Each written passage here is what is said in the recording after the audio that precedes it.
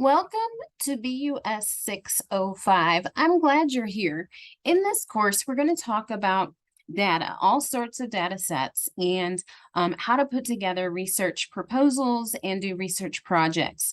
So with your first research proposal, I want to show you the basics here. So if you download your research proposal template, you're going to get a copy that looks like this. Now, this is a pretty basic template that you can use. If you hit Control F on your keyboard, if you're using a Microsoft-based computer, not a Mac, but like a PC, Control F, like Frank, will pop open the headings in the navigation bar. Here you can see the outline. And this lets you see the basics of what you need in a research proposal. So feel free to use this as your template.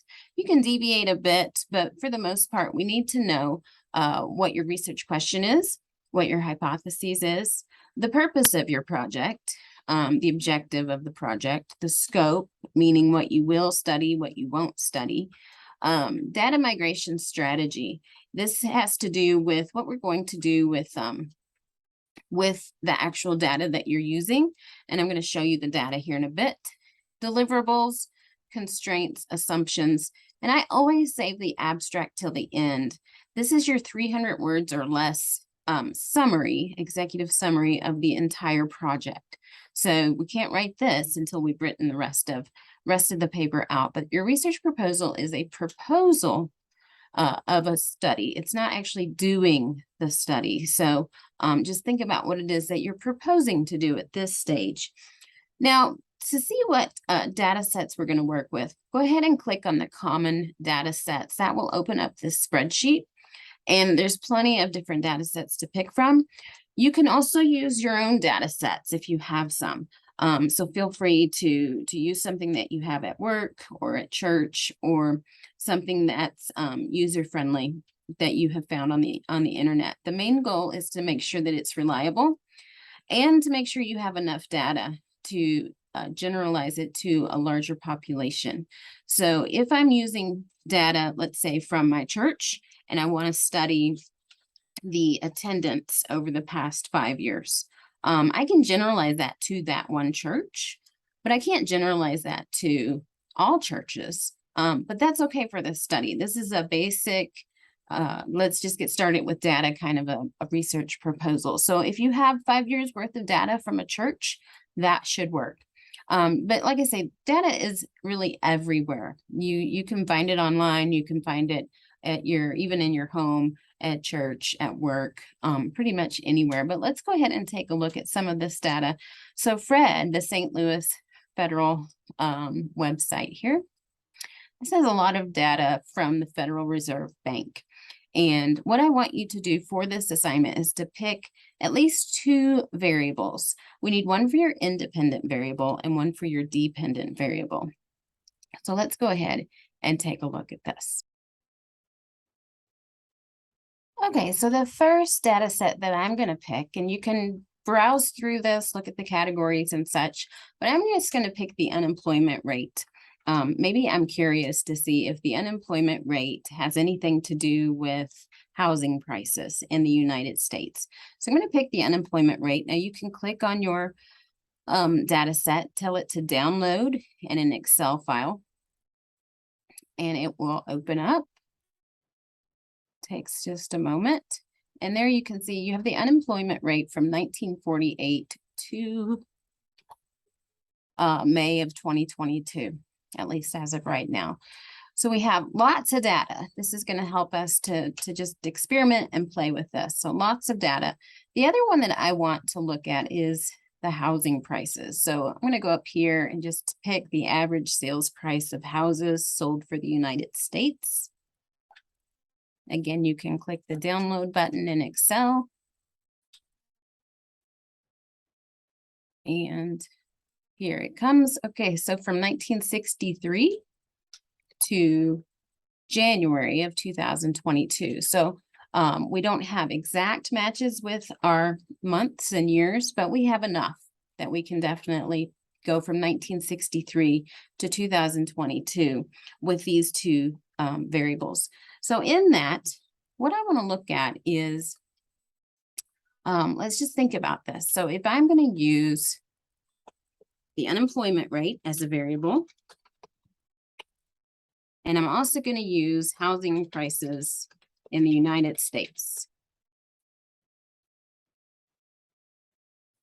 Maybe I want to think about, could the unemployment rate have a relationship to the housing prices in the US? So with that, I might do a little bit more research just to see what the literature says and find out if there's any research that's already been done on this. Perhaps somebody's done some research and they say, we should do additional research to understand the relationship between unemployment rates and housing prices. So with that, I would check out the library. So let's jump over here to the library. Okay, so if you go to the Olivet Library, you can search for different journals that would have something to do with, in this case, unemployment rates and housing prices. So you can flip over here to the journals and articles. I'm going to do a, let's see, advanced searching. That's a help page, actually. Let's see. Journal search. Nope. It's called right here. Oh, I see where it's at. Okay, so if we go up here to the All iShare library search, that will open up. And then you can do an advanced search. In this case, what I'm going to do is housing prices and unemployment rate, because those are the two variables that I'm focused on with the data. So we're going to keep this laser focused. And here you can maybe take a look at some of these articles, different books, just to get a very high level overview of what are other people saying about unemployment rates and housing prices. Hopefully you can find something. If you can't, that's okay too. You can just say that out of curiosity, you're looking at this. Maybe you have a reason that you're looking at this. We just want some sort of academic paragraph here to tell us why you're interested in doing this study. So if I go back to our research proposal, maybe I want to say that according to, and I'm just going to make this up as I go, but according to Smith, there is a correlation. That means there's a relationship with the unemployment rate in the United States and the housing prices.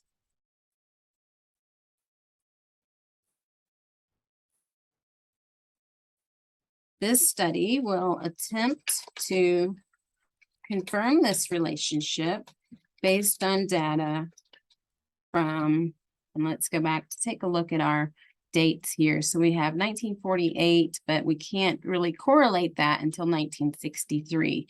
So we're going to say from 1963 to 2022. So to correlate, to confirm the relationship from 1963 to 2022 using the St.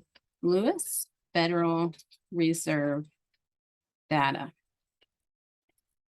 Okay, and perhaps you want to add more to this. We need at least 3 sentences per paragraph for APA style. So you might want to add more to this to say the unemployment rate is currently, and whatever that currently is, and the housing market is currently blah, blah, blah. And so add a little bit more context to this so that if you were going to give this research proposal to your manager or your professor or somebody who's going to give you approval to do the study, they would know why you want to do this. Now, the project objective, this is a research template that follows along with similar to an SDLC process. So if you work in an organization that has an SDLC program, basically SDLC has to do with data migration. So let me explain that to you for just a minute. SDLC is the software development lifecycle. So it's not necessarily a research proposal, but with SDLC, you have a lot of checks and balances to make sure that what you're planning to do is the appropriate thing to do, that you've considered all different avenues, that you have a scope in mind of what you will do, what you won't do. So this research template is following along quite well with the SDLC process, and that's why it talks about data migration strategy here. Depending on your study, we may or may not need this section, but let's go ahead and talk first about this project objective. So perhaps the objective here is to, you could say that you're answering the call, you could say you're filling a gap, or you're extending the field of research. Now, these are pretty common with any sort of academic research projects. Answering the call means that one of the articles that you find over here in the library may say that someone should do this study. Well, then you're answering that call to do that study. Some may have something similar to what you're doing, but it's not exact. And so with that, you could say you're extending the field of research. Basically, the previous author of that article stopped at one point, and now you're going to pick the ball up and move it forward. So you're extending that field of research. The other one is filling a gap, and that's where maybe you've done some research out here in the library and you don't see anything about housing prices and unemployment, the relationship between the two. If that's the case, there's a gap, and you're going to fill that gap with your study. So this is the language that would be pretty common in academics. Other thoughts with this is that maybe you're doing this for your own purpose. Perhaps you're deciding if it's a good time to buy a house or not. And so you want to decide, well, let's look at the current unemployment rate and the housing market to see, will the prices go up or down in the next 5 or 6 months? Can we predict that with this data? Is this the time to buy? Is this the time to even sell? That's those sorts of questions. So you can use this objective to really think about, why am I doing this study? Other than it's part of the assignment, but why am I doing this study? The project scope would, let me back up here. Remember to always include 3 sentences per section. We need at least a good paragraph, and a good paragraph has at least 3 sentences. So the project scope talks about what you're doing, what you're studying, what you're not studying. You might include things like, in this case, we're using the Federal Reserve data. Here we go. We're using the unemployment rate. We're using the housing market information. You could then come back to the website to say, well, I'm not going to talk about, let's get in here and look at some of their other products that they have. So let's see. Here we go. So maybe we're not talking about gross domestic product or inflation or interest rates. Maybe we're not talking about those things, which oftentimes when we talk about housing prices, a lot of people will look at interest rates, but maybe for this study, we don't want to look at that.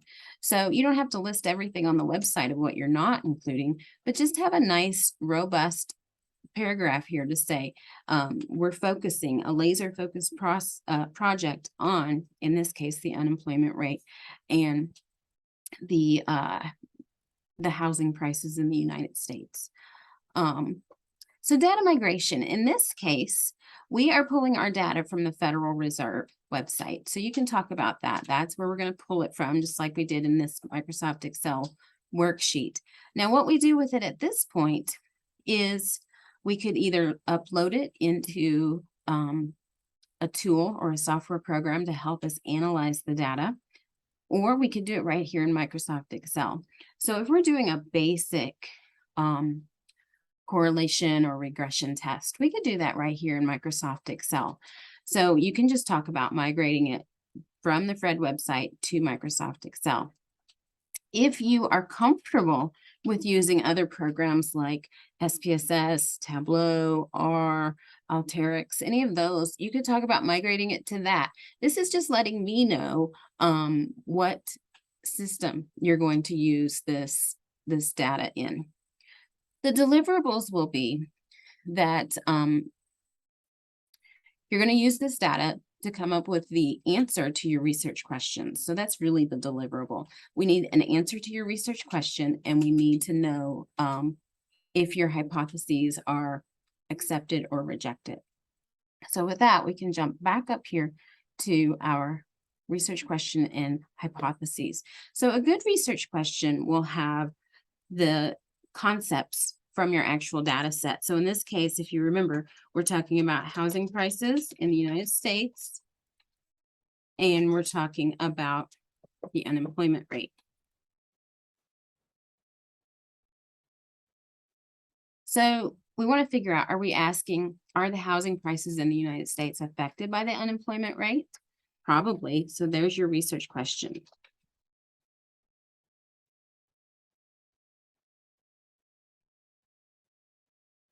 Pretty basic. Now, when you could see then housing prices, that's going to be one of our variables. Unemployment rate is going to be another variable. And we could flip-flop these if we wanted. One's going to be the independent variable, one's going to be the dependent variable. For our hypothesis, I would call this that I would maybe say the unemployment rate is related to housing prices in the United States. And you can even flip that to look at the housing prices in the United States is related to the unemployment rate. Whichever way you do this, this on your left side is going to be your independent variable. This on your right side is going to be your dependent variable. The dependent variable is the outcome that we're looking for. So in this case, the dependent variable is housing prices, and the independent variable is the unemployment rate. If I flip-flop it, here the housing prices would be the independent variable. Here, the dependent would be your unemployment rate. Whichever way it makes sense for your study is fine with me, but it should make logical sense. Remember, the hypotheses is your educated guess. We don't need to have these to where you say it is related, it is not related. In this case, this is fine. Just have it that it is related. We don't need a second one. This would basically be a null hypothesis to say let me copy this real quick. The unemployment rate is not related. So see how if I use that one and only that one, this would be your null hypothesis that it's not related. This would be your alternate hypothesis that it is related.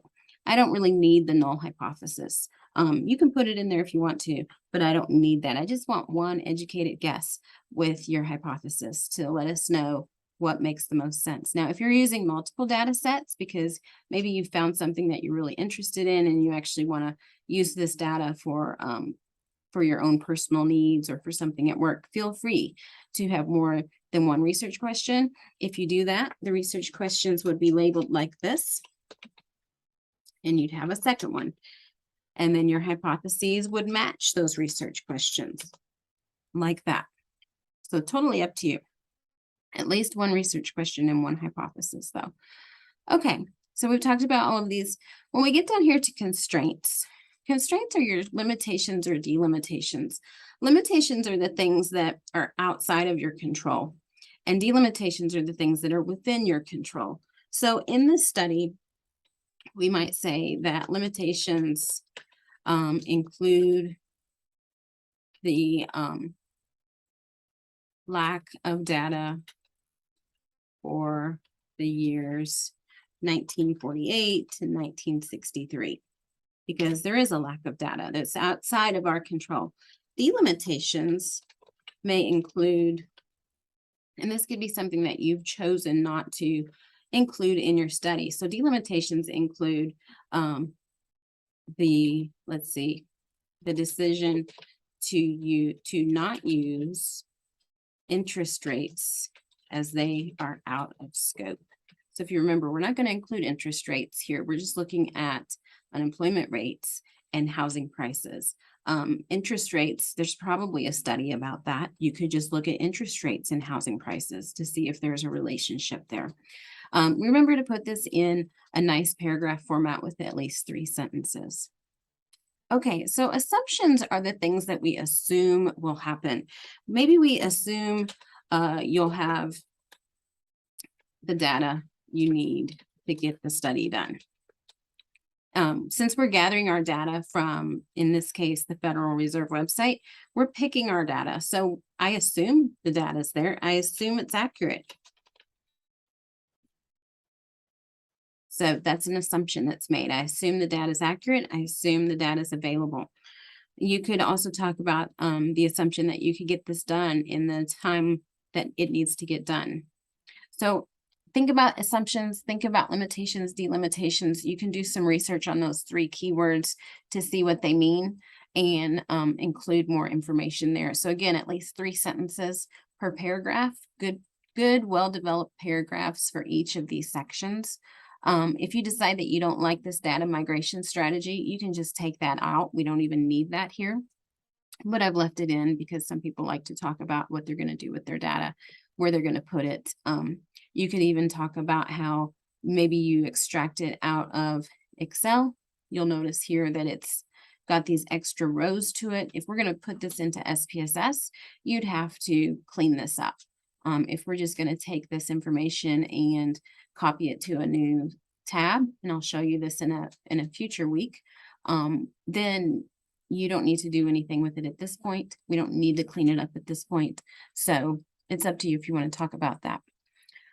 Okay, so that pretty much takes care of the research proposal. Let's go back to the website. Okay, we've talked about securing data for at least 2 variables from the data set. Complete the research proposal. Again, this is a proposal, so we're not doing the study. You don't actually have to run any analytics right now. Just put it together in this template and then upload your project here for me to take a look at. Okay, let's go back to assignments. Let's actually go back to modules and then assignments. All right, so you have your class introduction. Go ahead and post a hello. Who are you out there? Your devotion, your research proposal, and your reflection. In your reflection, we are talking about ethical standards this week. So make sure your posts are at least 200 words. Be sure to cite your sources in the reference list and then respond to at least 2 other classmates. So it's a total of 3 posts this week for the reflection. We'll go back and take a look at, here we go. No, week 1, reflection. Here we go. The devotion. This one, I believe you're familiar with if you've been in any other All of That courses. We're just taking a look at faith integration. And there's a video that you can watch and then respond to that in your post. All right. Let's see. Let's pull this up. Yeah, here's the video. And you can watch that and then respond to that in your post. Okay, so I think that's about it for the first week. If you have any questions, please let me know. I will schedule a Zoom for us towards the end of the week. In case you have questions, you can join that Zoom or just pop on and say hello to meet everybody in the class. Okay, well, I hope you have a fantastic day.